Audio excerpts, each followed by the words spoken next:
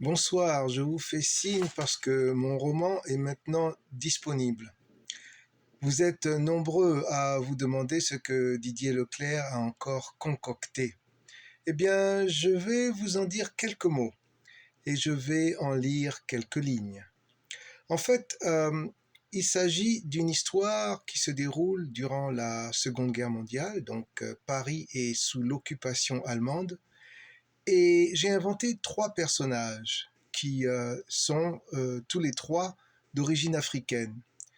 Il y a Prince Antonio, qui est un vrai prince. Il est étudiant d'ethnologie à Paris, mais en réalité, il est plutôt trafiquant de diamants. Il y a Dieudonné. Dieudonné est son traducteur parce que Prince Antonio ne parle pas français, il parle portugais et swahili. En tout cas, c'est ce qu'il dit. Et il y a Hans.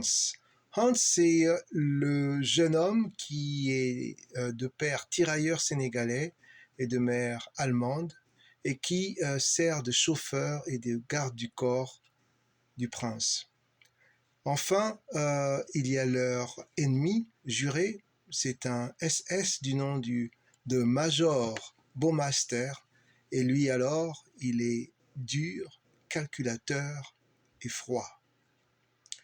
Eh bien maintenant, je vais vous lire quelques lignes, juste le début de ce roman, pour vous donner l'eau à la bouche. La gare du Nord fourmillait de Parisiens et d'étrangers aux pas rapides et aux regards craintifs. Paris, sous l'occupation, regorgeait de citadins prêts à fuir la capitale. Nous étions en novembre 1941. Certains étaient munis de visas en bonne et due forme, d'autres n'avaient que des documents de faussaires qui ne tromperaient pas les contrôles des soldats allemands accompagnés de leurs chiens au museau fureteur.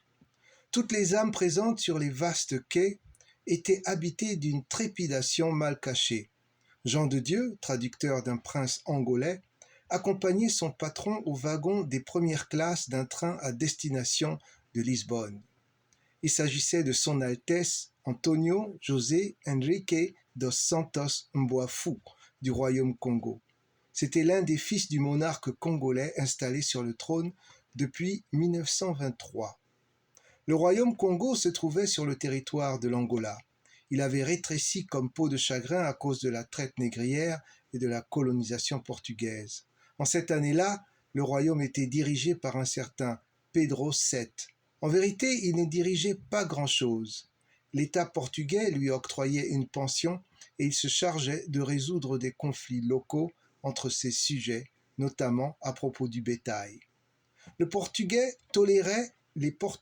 tolérait sa présence pour apaiser les tensions avec les indigènes qui tenaient à garder un semblant de dignité avec un souverain symbolique à leur tête. Le père du prince avait donc 8 épouses et une vingtaine d'enfants. Prince Antonio était son aîné. Le prince s'adressa à Jean de Dieu en swahili. « Tu vas trouver de l'argent du loyer au fond de la garde-robe dans ma chambre et assure-toi de payer le charbonnier. Surtout évite de traîner dehors la nuit, on ne sait jamais. » Le jeune homme répondit avec déférence et aida son patron, qui n'avait que 25 ans, à monter dans son compartiment en lui tenant sa canne à pommeau en ivoire. Les bourgeois leur jetaient des coups d'œil curieux de constater l'élégance de cet Africain.